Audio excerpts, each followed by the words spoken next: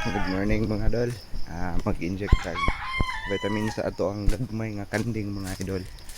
So naatay bag-ong mga itoy mga idol, inject na tog iron o B-complex.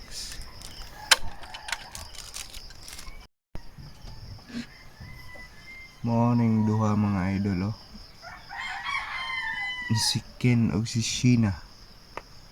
So 14 days old ni atong injikan og iron kay humana man ni nato na injikan og iron pag last 1 day old og injikan na nina ko nya karon akong usban kay 14 days old na sila.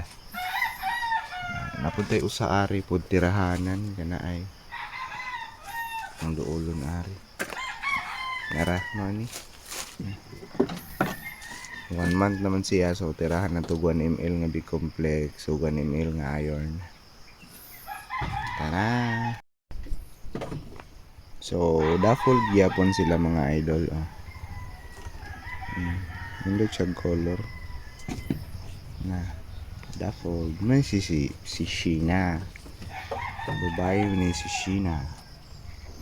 Kung sa dito, katong dito toy, si Ken nga di man ta ka video nga mag-inject ta kay Kitarman, so ato lang sa ni siya isulay na to og standard ang kilid kung pwede ba. Mara si Treta mga idol na ito na injikan o 1 ml nga B-complex o 1 ml na iron kay 1 month naman siya. So F1 ra ni siya mga idol. Ay ang mama ay native ni siya.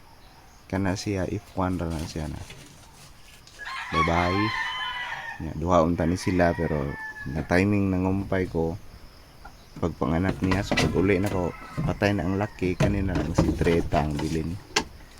Tara ito injikan. So mao to mga idol, humana tag-inject o vitamin sa ato ang mga ito'y kanding mga idol. So inig anak apay 3 days 24 hours ikas pag anak pwede na injikan og iron kay 1 to 3 days man ang iron mga idol. Usban na to 14 days iron yapon yani 1 month 1 ml B-complex ug 1 ml iron muna akong practice diri mga idol. So far okay kayo.